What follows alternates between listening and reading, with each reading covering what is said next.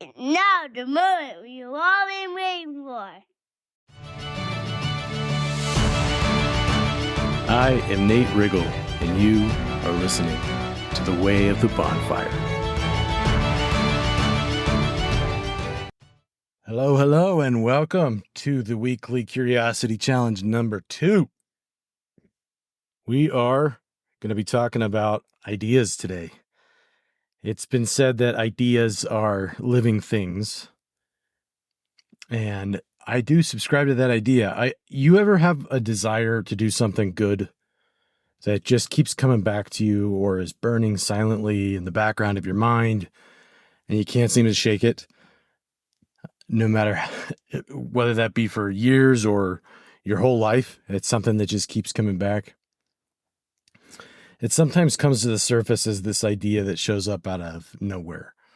Usually when you're relaxed or you have less random interruptions and distractions available to you.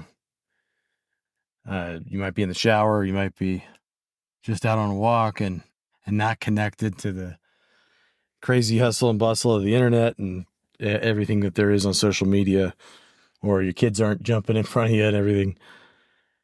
And you think, that's an idea that I should do something about. I should really do something about that. And then if you're like me, you shrug your shoulders and forget about it. Or you say to yourself, as soon as I get out of the shower, I'm going to do something about that idea. Then as soon as you get dressed, you either forget ever even having the idea. Like when someone asks you if you had any dreams last night and you say, I don't know. Or you remember you had an idea and you can't remember what it was. And you tell yourself, must not have been important. If I can't remember it, it probably was important. And it will probably come back and escape your grasp again if you don't change how you respond to it when it shows itself. So let's go back to that phenomena of forgetting our dreams from the night before, because I think it helps draw a parallel. It's such a powerful amnesia effect that tends to get stronger throughout the day unless you tell someone about your dream relatively soon after you wake up. And trust me, I'm not here to suggest you do that. Because typically when someone says, ooh, let me tell you about my dream last night, I'm like, oh, goody, right? It's like, I get to sit here and listen. It seems great to you, but I don't really care that the spaghetti was made of toasters and why there were flying acrobats all over the place or whatever kind of weird stuff it is that doesn't seem to have any rhyme or reason. But the idea that you could have an incredible dream and completely forget it has a strong parallel to real life. How many times have you dared to dream while you were awake and felt that fire you up inside like nothing else? Like you're just about to go and do something incredible and take on all of your fears and go after things in the world and just really build something miraculous.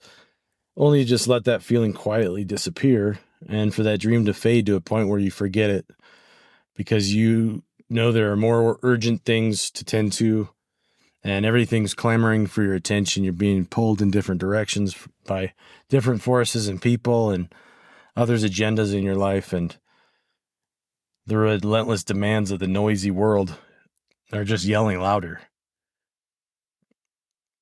To me, that kind of feels like falling in love at first sight and watching that person disappear into a noisy crowd before you can say hi. Great ideas and dreams are elusive, little buggers. And if we don't know what to do when they show up, they're just going to keep evading our grasp. But today's challenge is, how do we get them to stick around? And the answer that I have for you is you have to feed them. And the first step in feeding them is to write them down, especially if they're the kind that keep coming back to us. Remember, if you feed them once, they will not disappear as quickly, but you have to keep feeding them or they will eventually leave again. So you can't just write it down and say, okay, took care of that and move on, because then they'll just disappear into a notebook or something later, right? They seem to want to play hard to get, and you might question why you thought it was worthwhile idea in the first place, but you have to be able to shake that off. The way to keep feeding them is by focusing more time on them, taking action. Then your dreams become reality and your bonfire grows. Maybe you're curious if I'm just being poetic? Well, then I present you with Weekly Curiosity Challenge number 2. Get a notebook that you have with you all week, or a the way I do it is on a note-taking app. Just because I tend to, when I have notebooks, I'm always wondering where I put that thing, and then I have the idea and I'm like, dang it, I don't, where's my notebook? It has to be in my notebook. That's where I write my ideas.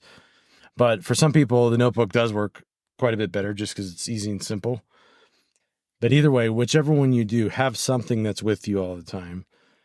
And next time an idea comes to mind that excites you, run to your phone or notebook and write it down. If you are in the shower, don't dry off. If you're in a conversation, consider saying, just a second here. I need to write something down really quickly that I keep forgetting. Maybe you're driving. Pull over as soon as you can and record that idea. And then it'll stick around long enough, at least through the rest of the day. You've kind of captured it. You've kind of got it to be in a place where it's not just going to evade your mind again. And the trick is, from there, that night, before you go to bed, look at the note and write your thoughts, whatever those might be. Just expand on the idea a little bit.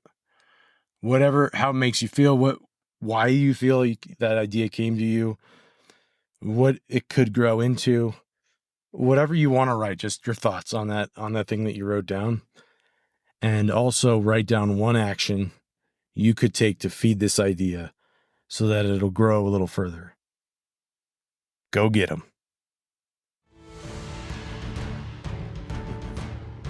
Hey, thanks for listening to this episode of the podcast. I do appreciate it, and I'd love it if you'd subscribe so that you never miss another show. We'll see you on the next episode.